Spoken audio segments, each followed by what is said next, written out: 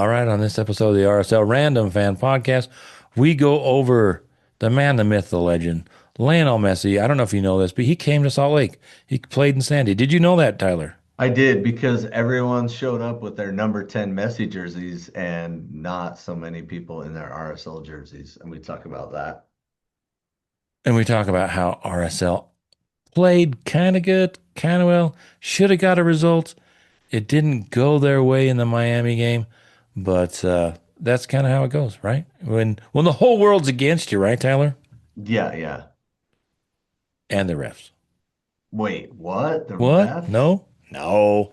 Anyway, stay tuned and see what we thought about the whole spectacle that was the Lionel Messi sojourn to Sandy and the riot. Thanks for listening.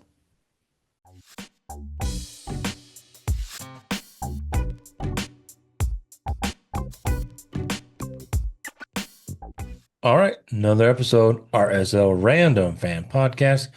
I'm your host, Brant Goebel, with Tyler.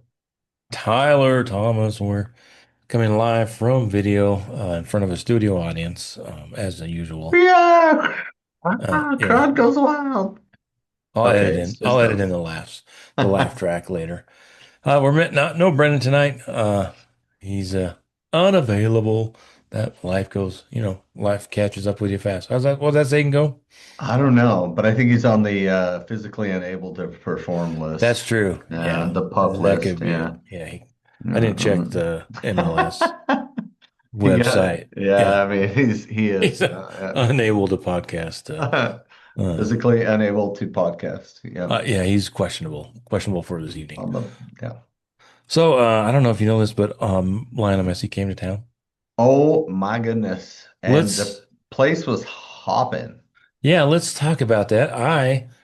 Like an idiot that I am, I scheduled myself for work and some other stuff without checking, and ended up in the beautiful town of Boise to What watch the game. kind of random fan are you, Brent? I think I mentioned it when I said idiot. That's kind of, I mean, I wasn't going that far, but if you are, fine. I oh, mean, every day, all day, yeah, my friend.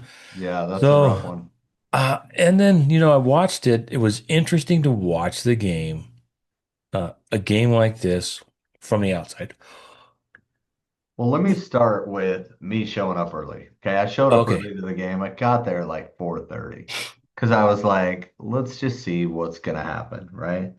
What's and I went to the yeah, what the so I went to Carnival Real and they weren't letting people in yet. So not a lot was happening there. They were just kind of kicking it around. They gave me my credentials. For some reason we had to have separate credentials for that day.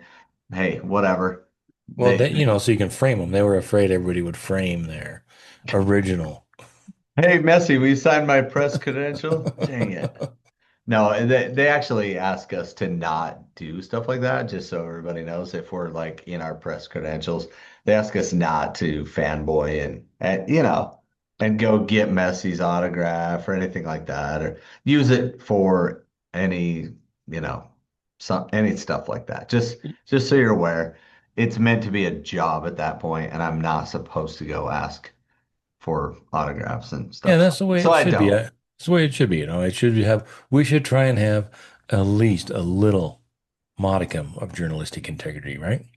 I don't know. I don't feel like I'm a journalist. I'm a podcaster. So you, on the other hand, Brant, you're a writer too. You're good at that. I don't consider myself that. I consider myself just a fan that loves his team and like I don't know, just a Well, we super have put fan. ourselves in those positions, in those roles. So Yeah. So I I totally guess get it. technically I'm a journalist, but yeah, I would never call myself that. Oh, Um, I wouldn't call myself that either. well, I would So, call you that, but well, thank you. So, anyway, so yeah, that's the question I really wanted to get to because I was not there. It looked like a lot of fun, but oh, and before we get back to your story about the game, since you were there, just watching the hype around the team and the amount of fans. This is how naive I am, and I don't know why I haven't asked this question before. I really didn't think. of the other teams in town coming and practicing. Maybe it was because Miami had been in Denver and they just flew over to Salt Lake and they were practicing at out in Harriman. But I Yeah. was going to ask, do other teams come and practice? That's how not focused I am on anything other than RSL. Yeah, So yeah, agreed. I have a friend that lives over there in the next door to the RSL Academy, and they said it was packed. There were cars all up and down the street. People just trying to get a look at Messi. You know what I mean? So yeah, there was a lot of hype surrounding the game. yeah, well, Very, I saw a ton of it on social media with fans just trying to get it close to him, and there were hundreds of people at practice watching Miami play. yeah, yeah, kind of crazy the way that lined up. So I got there early. I went to Carnival Real. I got my credentials. I went down to I don't know, I kind of headed over to the main staircase, the Spanish staircase, if you will. And like the main entrance is what they kind of call that, those big stairs with the big steps. On the, what is that, west and north corner of the stadium. And my brother was over there, so it's kind of cool to see him. He has season tickets, but he shares them with another guy, so he got to come to this game. So he was there super early, first guy in line. I guess there were a couple people in front of him, but he was like top 10 uh people getting into the game. And then I went down to the parking lot, down the stairs and down the stairs and across the river and over the hills. And no, just to the parking lot right there, where that parking lot connects to 90th South. So some people call it the 90th South parking lot. I don't, I guess that's what it's called. Is that an official name? Do you know? I think that might be the designation. Okay. So you can get in off of 90th South. In fact, that's the only way you can get in. But the back of the parking lot, they always have a couple things set up. There's a taco truck there and stuff like that. They're playing futsal. There were some good games of futsal going on. I'm telling you, these kids have some, and even the adults that were playing, man, they got some serious skill in that. And that was so cool to watch and see and hang out. And everybody was there early, so that was super cool. Normally, there's not that much excitement that long before the game, because you and I have been there before, and we've talked to people, and we try to get a feel for how everybody's feeling about the game and all that kind of stuff. So I was there for about an hour. The Caballeros Reales are super cool. Love that group. They were kind enough to share um, some um, some beverages with me and my daughter. But turns out all they had that I could drink was Diet Coke. So I'll take it, but water is slightly better than Diet Coke in my opinion. I'd rather have no flavor than just Diet Coke. But I was so thirsty, so I just drank it anyway. Whatever, it's fine. Um, No, I Diet know. Coke is it's interesting. That's an acquired taste, and I used to drink a ton of it, and then I haven't drank it for a while. Then Yeah. every time I have it, just like, oh Like, my why God, did I ever drink that? yeah. I But I more power know. to the Diet Cokers. I mean, don't want to piss those folks off. No, let's piss them off, Brian. I'm ready to go at them right now. And it's just kind of like one of those things where I wish we had this in soccer where we could just drop our gloves. I've been watching some Utah Okay. Mammoth hockey, drop the gloves and all right, let's go. And I would do that with Diet Coke itself, not people. I don't want to punch anyone, but I'm happy to go the rounds with Diet Coke. I know I would lose 100% of the time to Diet Coke because they're so massive and powerful, but I still wouldn't mind going a couple rounds with Diet Coke. Just it's not good. There are so many better tasting beverages out there. Anyway, so I But guzzle we that. digress. We get ready. They set it up. They're walking in. The group is on fire. So we go in to get ahead of them. And people think you're cutting in line when you go in with a press pass. So I didn't just stand in line with everybody. I don't know. And feel free, any fans out there, feel free to be like, hey, the press should wait in line with everybody else. Maybe we should. I don't know. but I just kind of sneak by everybody and then slide in. And multiple times, people are like, "Hey, is that guy cutting in line?" And I think they're saying it loud enough so that, I'll look over and be like, "No, I work here," or whatever, just for an explanation. But I don't give them one. I just kind of slide by, show them my badge thingy, and in I go. But Big time. I mean, I hopefully I'm not big timing anyone. I don't mean to. I apologize if I did, and I snuck in front of you and slowed you down in the least. Any fan of this podcast? Anyway, so we get in, and they set us up in a different place. They put the podcasters down just above section 26, which, hey, kudos to them. They're pretty loud and proud, so I like that. But then like the three rows right in front of us, everybody was just wearing Messi jerseys. You know what I mean? Like the whole family showed up with Messi jerseys, but then right in front of them, the whole family with RSL gear on, right? So that was kind of cool. There was a lot of black and pink in the stadium, not more than I expected, but man, I have a hard time with that. I get that you might cheer for one player on the other team, but what do you think of this, Brant? Like, if you're cheering for a player on the other team, do you wear their jersey to the game against your team? No, no, I don't. There may be random exceptions, like Like a perhaps, Crawley Town player came to yes, town, yeah, yeah. If a Crawley Town former player, Crawley Town.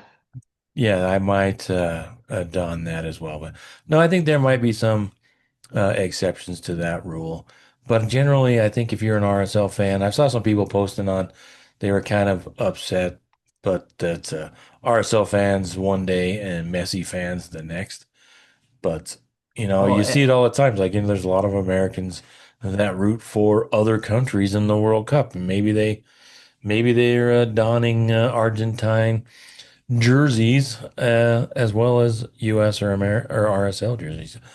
I don't really fault them too bad, but I think we're still in a little bit of an infancy when it comes to the game, and I think it was a good sign that the stadium wasn't packed with Miami fans.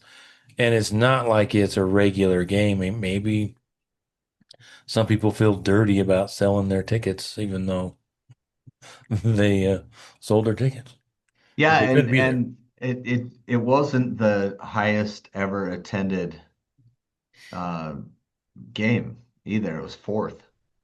We didn't break the record. So I guess they did not drop ticket prices at the last minute with people trying to get in or whatever. I don't know how that works, but I don't know how we didn't have more than 21,400. Yeah, especially with Every those seat looked filled. those extra seats. So Yeah, I don't know how that didn't play out, but I know I saw Andy Larson. He writes for the Tribune. He was a little, I don't know if miffed, but just pointed out that saw it on Twitter that there were a lot of Miami jerseys in the old um, press box that's now a suite or something for someone. He thought that was oh, interesting. well, because isn't that the ownership suite? I don't know whose official suite it is. We've heard rumors that it is perhaps the Miller family suite, but I'm sure they use it for a lot. It's a big suite, so I'm sure they use it for all kinds of folks to bring to the games. Yeah, So just, interesting. just another example of how things are changing. You just got to adapt. Yeah. Yeah, and looking around the stadium, still pregame here. There were a lot of number 10 jerseys. Oh, yeah, yeah. So my brother, he's older than me too. He's like 53. Tell me if this is weird if you're a 53-year-old dude. So he gets in right at the open and he goes down the staircase and he's basically standing where, if you can see my picture on the video right now, he's standing basically behind the opposing team's bench, but he's up in the stands, right? So he's standing on that first row, and he's just right up against the thing. And he's watching the players walk in. So he's recording Messi, and he served a mission in Uruguay. So he has a fascination with Luis Suarez, of course, because he's one of the best of all time for Uruguay. So he's, yelling stuff to him in Spanish and stuff, having a good time, just chill and fun and all that stuff. So he got some fun footage of the guys actually walking in. So if you got there early and not everybody came that way though. Most people went through the underground covered part. But a couple people walked out on the field and then came down through. So he didn't get a lot of people, but just a couple. And most of them were RSL guys, and he knows he's an RSL season ticket holder. So, but a lot of hype, a lot of hype around the game. My daughter was there, my brother was there, my other brother drove in from Idaho. Um, yeah, sister-in-law, right? Lots of people for me anyway. A lot of people I knew were there. So crazy cool event just from that standpoint alone. I think that's cool when we get like a celebrity kind of to come and play here. Um, but when it came to the game, I thought we played Messi pretty well. I don't know if Pablo game planned for that, but we did a pretty good job against Messi. There were hardly any swings and misses around him. Yeah, yeah. I thought it was interesting. Uh, was there anything else about the experience that was surprising before we jump into the game, the atmosphere?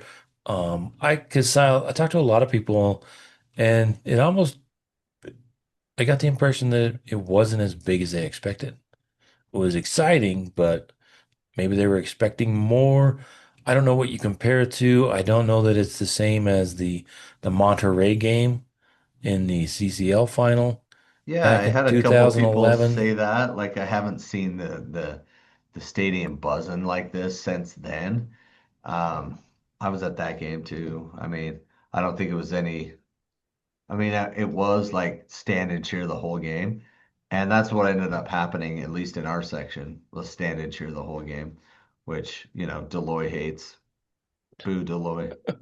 You know, Yeah.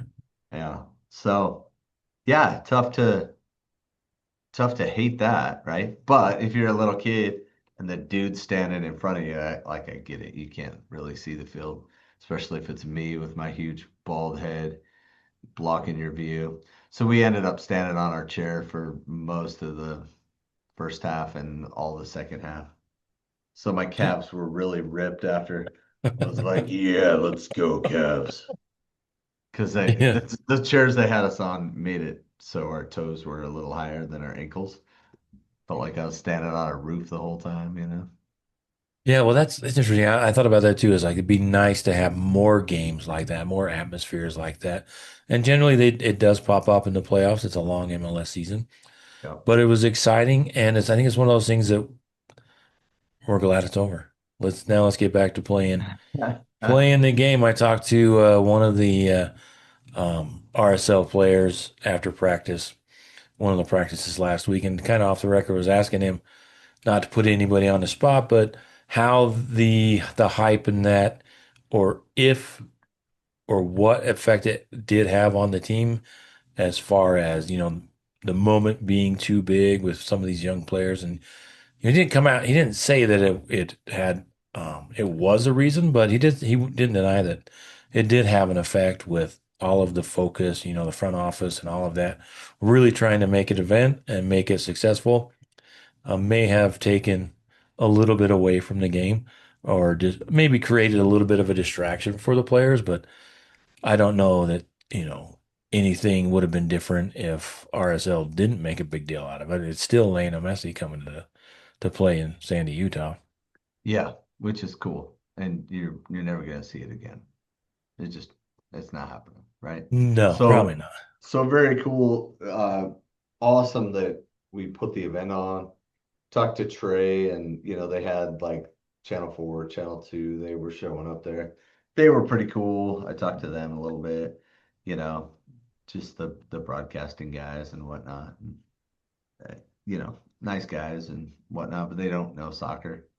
You know, it's gonna take maybe a generation before we really get the kind of coverage I think deserve. Yeah, yeah. I think it's probably. Our your young kids, my grandkids, when they're in 20 years, when they are soccer aficionados, that it's been kind of ingrained into the culture a bit more. Yeah. It will be different because it's a lot different in 2026 as compared to 1996 when the league Oh started yeah. too. So Oh yeah. Very, l- very different. light years. So But RSL, go I ahead. mean, I think it kind of led into it, right? Like Goza wanted to get after it. Luna was getting after it. Solans was getting after it. And we had that chance in like the third minute, right? Where Goza whips the ball in, the C parts, the ball goes to Solans, and usually he's money from there, right? He's like, boom, whip the header in. He doesn't get enough on it and it skips wide. And that ends up being almost the best chance of the game for us. Except for the one we put in the back of the net a minute later. Well, But yeah, but yeah, I mean, and that's the saddest part of that whole play. Like, if you didn't see that play, I was talking to a couple different people that were in stadium and didn't see the replay. And I was like, did you see that it actually was offside? And they were like, no, we didn't know what he called. And to be fair, you know, Luke, I always get his name wrong. Jean-Luc Picard, that's not his name, but it's something like that, right? What's his name? The Canadian ref. oh, my God. Luke Pierre Santiago. Anyway, it's not Jean-Luc Picard, but it's kind of like that. That would Anyway, be so better. Gila Vogie brings it to the middle, takes the shot. It's right at Dane St. Clair, which, by the way, we hate that guy, right? We still hate that guy. Some people were like, "Why are we booing their goalie?" He was on Minnesota last year and the year before and the year before, and he beat us in the playoffs two of those years, and we hate him because he mocked us after he did it. So Pierre, Pierre-Luc Lausière, yeah, something like that. okay. So then just a minute later, Gila Vogie brings it to the middle, takes a shot. St. Clair pushes it back, just kind of does the double fist block. It falls to Solans, who mishits it, by the way, but it falls to Gilavogi, who scores, and then the ref throws up the flag on the far side. So I get why Gilavogi had no idea why that flag was raised, because it had nothing to do with him. But what happened was when Gilavogi went to shoot, Solans was onside, but right as he hit the ball, Solans stepped past, and he he stepped past like the 18-yard box. Otherwise, it would have been MLS offside and they would have let it stand, probably. Uh, but it was right at the 18. And Gilavogi hits it, and Solon's foot is all the way past the 18, and the furthest back defender is on the 18. So it is clearly and obviously offside, which sucks, because that was such a cool play, and it would have been awesome if we could have kept that goal. But he was offside, and he was clearly involved in the play because he mishit the follow-up shot. And there you go. That ended up Yeah, being our best chance of the game, right? I remember watching that and thinking, oh, maybe I need to be more positive focused in my mentality.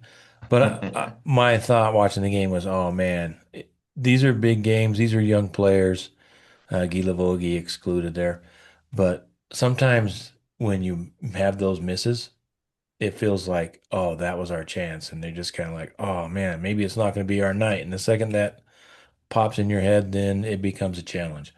I'm Yeah. not saying that that's what happened, but in my mind, kind of is like, oh man, you need to put those when you don't put those chances away, things can get difficult because you never know. Like in this game, you never know if you're going to get another chance. Well, and one of the things that we kind of stopped doing in this game that we usually do is that quick playback over the top. So, for example, Solans will hold the ball up, and he didn't get a lot of chances because Falcone was eating his lunch, and he was getting super physical with him, and the ref let him. So, whatever that means, I don't know where a foul is and all that. There's a lot of pushing, shoving, blocking, turning, obstructing, all that stuff happens, right? We know. there's a weird line that each ref has its own place for that line. Um, he let a lot of it go, but there were a lot of times Solans would play the ball back and then turn and run behind. And I think that's what he wanted to do, right? Was race Falcone. Falcone's not the fastest guy in the world, but he's super physical. So he didn't get a lot of those quick then balls over the top that he usually thrives on and gets in alone on. But, I think we missed that in the spirit of calming things down and playing under control, right? Because we also let number four get like four or five crosses in down that right side. I was Uh, like, man, I can't believe they haven't given up a goal yet. yeah, I think that Miami, I think it was much as much Miami as it was RSL. I think RSL in this game, I thought they got away, like you were saying, I thought they got away from a lot of stuff that made them so successful in the first 7 games. Yeah. And that was being unselfish. And it looked like there was a lot of effort from some players to really try and put an impact on the game in an individual way Mhm. instead Gotcha. of, and some of that could just be the pressure. Miami did a great job pressing and really kind of dictating the play a lot of the game. RSL did have some good spots in at times where they kind of calmed down. You talk about the second half in the LA game when we get there, but when RS they felt like they were a little nervous when I kept thinking it's like, man, just possess the ball, slow down, get some composure, and then try and, go forward and have an impact on the game. But Yeah. I thought the first half, Noah Allen really took it to Gozo. I thought he was getting the better of Gozo in the first half, much of the first half until kind of Gozo calmed down. And I thought Catranis from all people was a Yeah. little, I guess you can't fault his effort ever, No, no, but that's not the problem. I just thought that His final, positioning a couple times was well off, and then he wasn't great on offense either. yeah, there was just that final decision that was, which kind of happens in big games with young teams and teams trying to find success that haven't had a ton of success. That final decision where I think they overthink it. Catranis got down to the end line 3 or 4 times, and he sent the ball back instead of a cross into the box, into the mixer, into the danger zone. He sent it backwards, and it's just like, what are you doing? Yeah. So that was those kind of decisions were really really interesting to me. Yeah, and there was that one play where Glad had stepped up to pressure Messi, and then they quick played it over the top, and Bertarame was in, and Yedlin was chasing him. You remember this one? I think and so. Yedlin catches up to Bertarame. So like this is our old man on the team. Okay, not Cabral, but this is our old guy on the team, right? And he catches him, and then he's almost there to knock it away. And so Bertarame does this like kick out kind of thing to try to shoot it right before. And Yedlin's kind of leaning on him. Yedlin's in front. And then Bertarame just like kicks, and you think it's going to hit Cabral, but it doesn't. But then it trips Yedlin. So Cabral has it covered, right? And he grabs it. Great save by him. But then Yedlin comes over the top and like lands on Bertarame. Like kind of hard. You know what I mean? I was thinking he might have gotten a yellow for that, but it ended up not being anything. So I thought that was interesting the way that played out. Looked like he WWE'd. He was like, here comes the elbow, boom, dropping the elbow. Yeah, is that the one where Yedlin got the yellow card? No, no, he didn't get a yellow card for that one. He got one later. I know. Yeah. Speaking of Gozo, I was just going through the notes there. It did like looked like he settled down the first half because he finally got in the second half of the first half. He finally got to Noah Allen's number, and ended up baiting him into a foul that ended up getting Noah a yellow card. So I thought they came around, but I still much of the game it looked like their decision making was not the best. and it was a big game, and I'm sure they were trying to send all of the RSL fans home happy, but it just didn't work. Well, and there were like multiple times where Messi would bring the ball in to the box and RSL players would run with him. I think that was our plan. Just stay with him, make him pass kind of a thing. And there were a couple times he found guys like Berterame, he found in the 49th minute. He just missed the whole goal. There are a couple other guys that he found them and they just weren't doing it. So hats off to Pablo for what I thought was a really well executed game plan against Messi, making the other guys around him do stuff, you know, but they Yeah, ended and there up was not being able to do it for a long, long time. yeah, there So, was one play. It was a 29th minute where I think it was a dummy from Messi that was pretty amazing. He was yeah. like 20 yards out and he dummied it and it went all the way into the box. So it was fun to watch the game and watch RSL play uh, well and stay in the game with the player like Messi. Yeah. Yeah, exactly. And be able to hang throughout the whole game, basically, almost. Almost. We'll get back to that in just a sec. But one of my favorite plays is when Gozo has the ball wide and he kicks it to Caliscan and then just kind of takes off.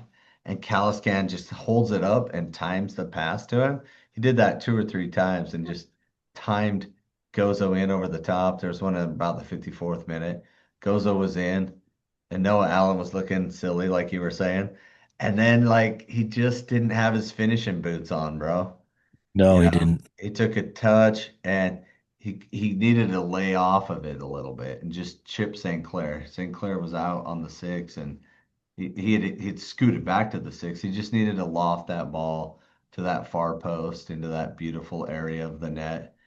And then it just didn't happen, right? And then there was the one just a few minutes later, Katranas brings it all the way into the box. And instead of laying it off to Gilavogi, who was wide open on the side, he just went for goal, kicked it right at St. Clair, right? Like that Yeah, seems to that be when we're not quite in sync what we do. We just kick the ball hard, it ends up going right to the goalie. yeah, and I think it was Gozo that was far post. But anyway, there was a player far post open net that Catranis could have slid the ball through Yeah. and we'd have got the goal. Pulling And Gilavogi was on the left side and Goza was far side, and he just, went for it instead. Which, yeah, it was hey, if too you hit bad. the net, great, but if you go right at the keeper, like, bro. And I think first goal is always big. And I think if RSL would have gotten that first goal, maybe that changes a little bit of the game. Might not have changed the outcome because it is Lionel Messi and they are the defending champions. But RSL didn't take advantage of their chances and kind of paid for it. Do we want to talk about that? Getting into the because it went RSL's way for a really long time, but I kind of thought you could kind of feel the goals were coming for someone, and Right. And it was kind of, I was gonna think it was Jean-Luc Pierre de la Bautista. What's his name? Gosh dang it. I gotta get better with names. Jean-Luc Lazier, or something like that. Oh yeah, lost it. Yeah. So I thought he was gonna ruin the game for us. I really did. He called some very ticky-tacky things. Every 50-50 ball seemed to go their way. There were a couple plays that weren't yellow cards, and he was throwing out yellow cards, and I'm like, what is happening, man? What is going on here? This guy is kind of messing up this game. And there was, I think, one play, I think it was, I can't remember, it was just after halftime. There were like, you know, uh, four or five fouls right in a row, and he called nothing. And then like after that, he called like five fouls, like as soon as someone got near somebody. Foul, foul, foul. And then there was like the Luna push shove, whatever. And he got a yellow, and Michael got a yellow. Michael, or whatever you say that dude's name, Michael dos Santos. He's from Brazil. Um, but yeah, like they kind of had that, and like it just seemed like he was kind of. I don't know, ruining the game. That's probably a harsh word, but he was definitely having an impact in the game that he didn't need to, in my opinion. Yeah, I don't know that it was. Um, we can talk. Every game is different, and it's got to be really hard, really, really hard to ref. Trying not to have a bias, or Agreed. when you're reffing Messi, right, in Oh Major League yeah. Soccer, and the players on those teams that are all, granted, kudos to RSL and bringing in players from the academy, but they're not Luis Suarez, they're not Bertarami. I think Bertarami is a player I would love to have on there. Isn't that getting the dude from Monterey that kind of Yeah. took it to us when he was Yep. here? So, Yep. so Yep. I Yep. think I cut him a little bit of slack, but um, you were right. It could have been a little bit more consistent, but I don't think in any way, shape, or fact matter that it had an impact on the game. I think this was a game that, Well, impact, yes, but not like outcome. Didn't impact the yeah, outcome, I think no, is no, what and I you meant, think right? I think if you weigh it, how RSL played compared to the reffing, which one had a bigger impact on the outcome? It was the way Yeah, RSL played.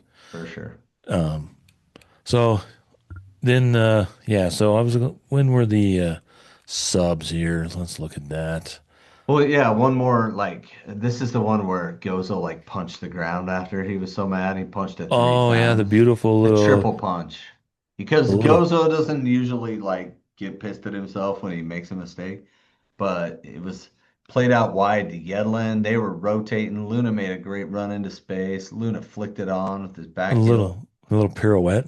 Yeah, went to Gozo. There was daylight in that far post, and he just put it I don't know, 6 feet wide. He put a good 4 or 5 feet wide, but Luna's pass to him should have been an assist, you know what I mean?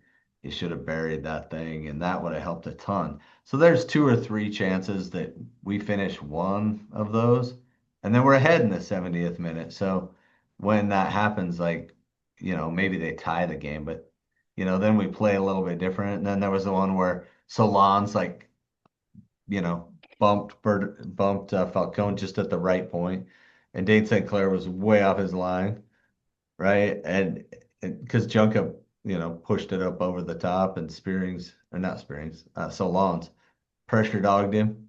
And then St. Clair was on the edge of the 18. He was all the way out. Oh, and Solans Remember didn't take a that? shot. Yeah. No, he did shoot it and he missed.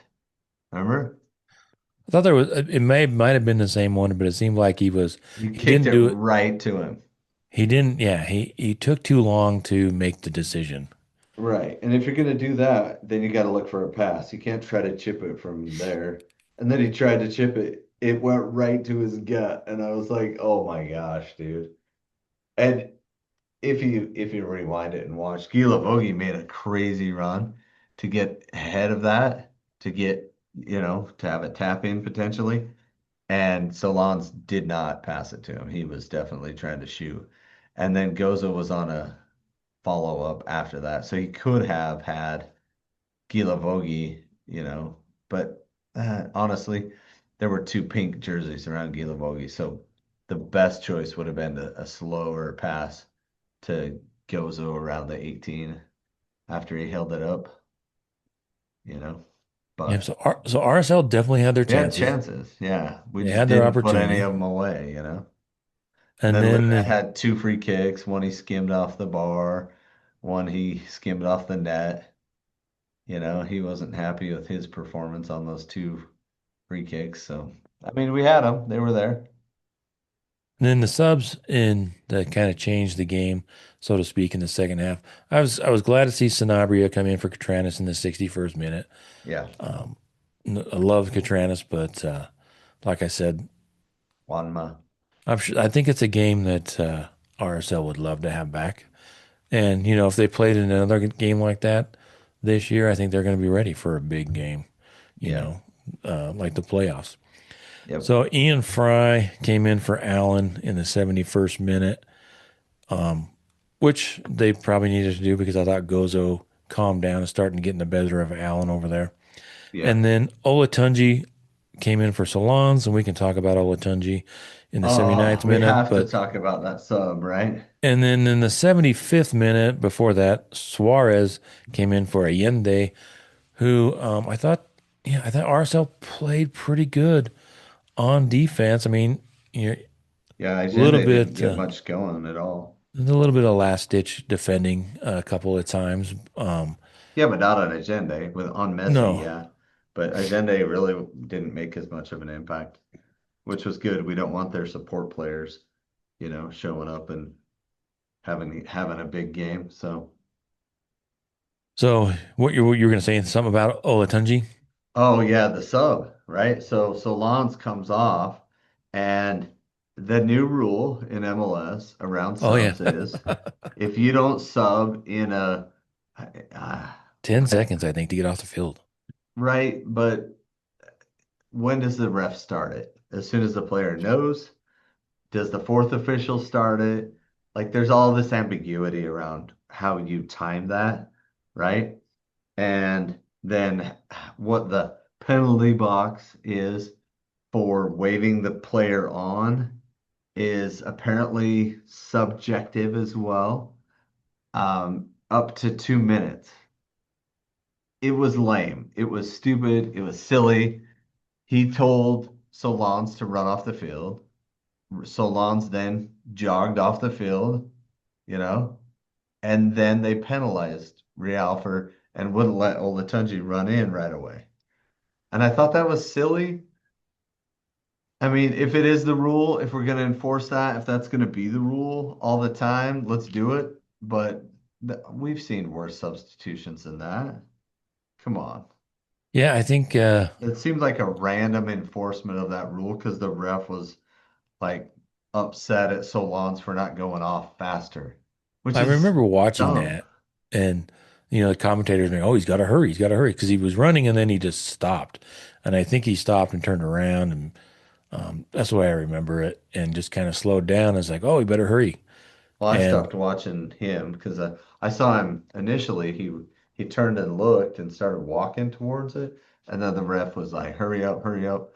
And so then I saw him start jogging, but then I looked away. So I assume that's what happened. yeah, he just kind of stopped and made him mad. And so Olatunji got to watch, and we were down to 10 players for a minute or so. So, But that but kind of invigorated him for a minute, didn't it? It kind of Miami, did. Yeah, Miami was like, "All right, let's go for it." They're down to 10. We yeah, got a few seconds with that, and then they they're started not playing dumb. well, right? Yeah, they're not dumb. Yeah, it turns out those guys can play. So, yeah, Olatunji came in, but it was a bit of a letdown. Like it was like Miami stepped it up right then, and Segovia was taking their corners, knocking the ball in, and then Segovia goes to DePaul, and he's so far out that you don't think he's going to shoot from there, right? I mean, he's at least 10 yards outside the 18. And Segovia knew what he was doing, obviously, Well, you know? it was a nice setup play where, you just kind of got him out there like he's going to get a secondary ball at some point, or he's taking a breather, and Yeah. RSL didn't have a player near him. Well, it's And because DePaul was acting like he was going to play center back. yeah, And then all of a sudden he goes charging over there, and Wanma wasn't paying attention. He's the corner guy, like the close corner. So his job is to push out when he sees something like that. And he didn't look. And Cabral, I think, said something. It looked like he pointed to him. And then Wanma kind of jogged. And then when he played it to him, he started to run. But by then DePaul just took a touch away from him and then just bang. And to be fair, Cabral got it. He got to it. He just couldn't get like if you ever played keeper, it's hard when the ball hits your fingertips and you can't get a strong enough touch on it to keep it out. It's very frustrating. But that's what ended up happening. Cabral gets his touch on it, but can't get it out. And DePaul gets a banger of a goal. And it was an amazing shot. It really was, to be fair. If we're gonna lose, like I say, let's lose on bangers, right? Let's give up a yeah, banger, not a mistake, not a oh boy, the ball just rolled in off the back of somebody's head or something stupid, right? yeah, yeah. And What do you do? Cabral is just so good.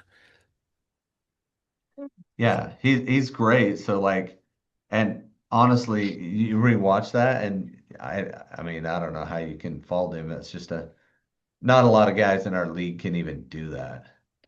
Yeah, even to just get that close. But it does, it's the bugaboo. Maybe it affects every team, but it seems like it affects RSL a lot where just the little mental breakdowns, right? And I guess that's how a lot of goals are scored.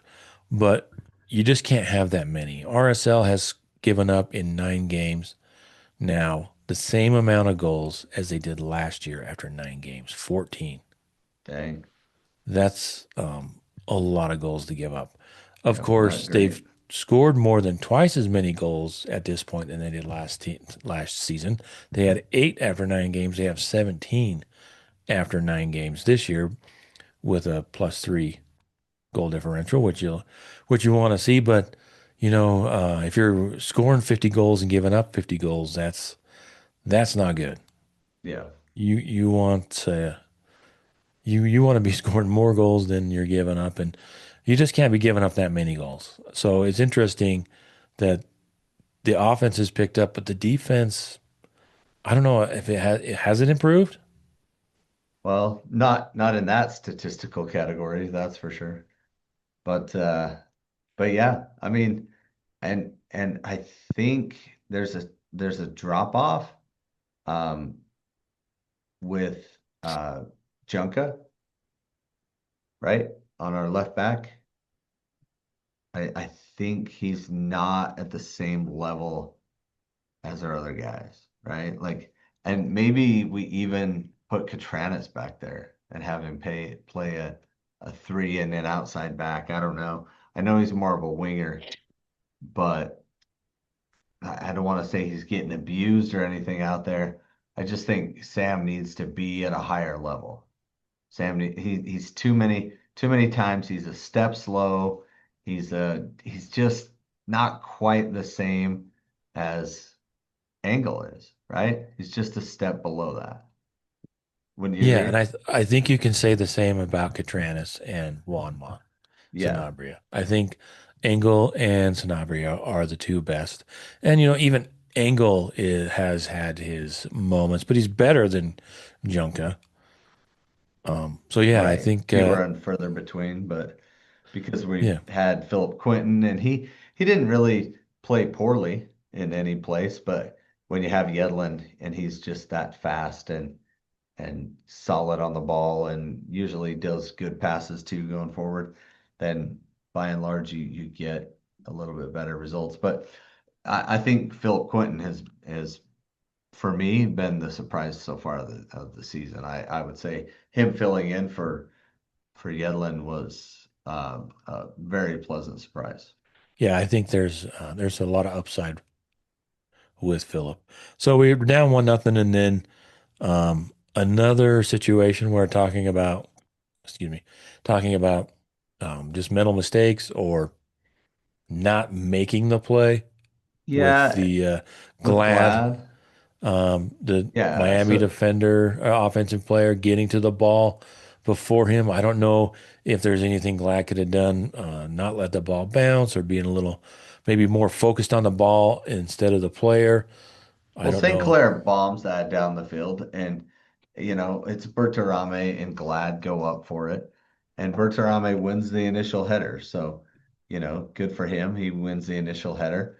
That ball goes way high up in the air, and then Glad has position, but he didn't quite see it until late. So he goes and he didn't quite have a chance to play it before it hit the ground. So then he waits for it to come back down because most of the game, Miami hadn't pressured him on those balls. Well, Bertarame comes in and sticks his head in there and knocks it up to Suarez, who just one, twos it with him, which he was offside on the first ball, but not the second ball. And so then it just goes back to freaking Luis Suarez, one of my least favorite players of all time. And he just hammers that with his off foot into the top corner, and they go up 2-0. Just a peach of a play, Brant. It was a peach of a kick. It was Yeah, awesome. And I hate yeah, to say that because I do not like that guy. yeah. I thought RSL after they played, I don't know.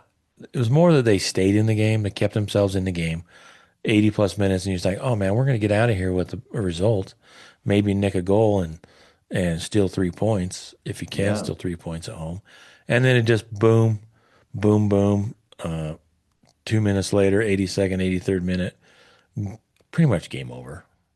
And that's too Although bad to because I RSL, felt like we deserved at least a tie out of this, yeah, the way it went. yeah. Looking at the stats, um, Miami did not they didn't dominate in the possession. I mean, it was pretty close, 51 to 48, 51.9, 52 to 48 pretty much. They did have more shots than us, 19 to 11. Seven on target to four for us. They had eight block shots, which kind of says that RSL did make some attempts and was putting pressure on their goal at some point during the game. Passes were Yeah. pretty even, 475 to 467 for RSL. The accuracy was even, 85, 84. Corners 4-2 for them. Crosses each had six. We did have three offsides, one that hurt, and they did win more aerial duels, which 13-6, which is a bugaboo for Real Salt Lake. They struggle In the air. in the air. Yeah, but even expected goals was one for us and 1.5 for them. So Yeah, they did come out on top of expected goals, but that could easily be a 1-1 tie. You know what I mean? yeah. So, and to me, one of the key stats, not again that it made the outcome of the game any different, Fouls. but 15 fouls. And not all of those I think were fouls. Going back and watching. No, how can you, Tyler? I mean, That like can't. Oh, they're 50-50s. There were a couple too that man, I was just like, "Oh, come on, bro." And Miami did flop two or three times and I think they even got a fine. One of the guys got fined for his flop in this game. yeah, he did. That came up from the MLS disciplinary committee. It wasn't Messi, of course. Yeah, he never flops. He No, just and he generally falls down doesn't though. gracefully. I He mean, really doesn't. Yeah. yeah, he really doesn't. Yeah. But somebody else got MLS fined or something, right, for flopping, Yeah, well, I think it was a, pretending to a be hit in the face or something, and it was the a replay left. I clearly think it showed was it. their winger or somebody on the left side because they cut in front of Catranis, I think it was, and they went faked like they got tripped up when RSL, yeah, was either going forward or something. But he conned the ref, and he gets to pay a fine. Yeah. So I think it was number 4, but I can't remember. Yeah. Doesn't So matter. It's not our team. Who cares? yeah, I I don't care. Who don't cares? care. Not my team. Stupid Miami. Go back to your coastal beauty. Yeah. So any other thoughts? I mean, RSL had a good opportunity. I mean, I don't know if you saw, maybe you didn't see it, but watching the game, they had a clip of Gozo hugging his family in tears after the game. I think the game meant a lot to him. I guess it would for anyone playing against Yeah, Lionel I Messi. yeah, but I think the other thing is he's disappointed in himself. He had 3 or 4 chances to make a difference in this game, and he did not rise to the occasion, which is too bad because he has throughout this year. And I hope that doesn't like knock him down a notch so that he loses some of his mojo. Because kids got to have mojo, right? Like keep having it, kid. Like here's your pep talk, kid. Get after it. You're still good. Don't worry about being messy. Just be Gozo. Like you're a rising star, man. Like go for it. Stay after it. Be a stud. Keep being a stud. Don't back down. Right? Anyway, there's my pep talk. What's your pep talk for him, Brent? Oh yeah, same thing. Just keep at it.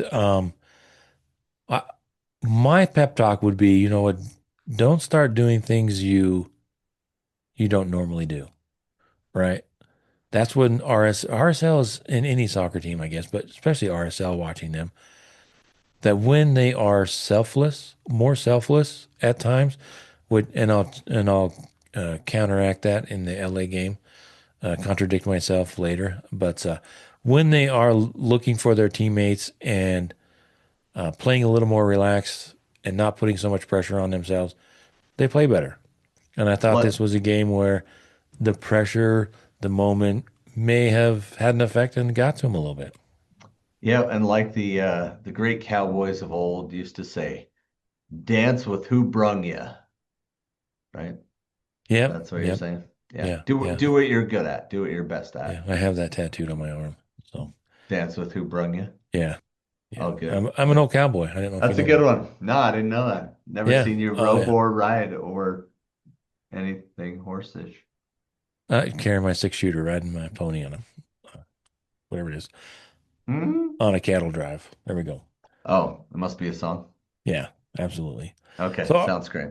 All right. so RSL, some of the people there went home happy. I guess everybody that was there to see Messi, I'm sure it was a great experience, and we probably won't see anything like that until a playoff game or I Yep. don't know if there's any other player in Major League Soccer right now that is having that kind of effect on No. the game.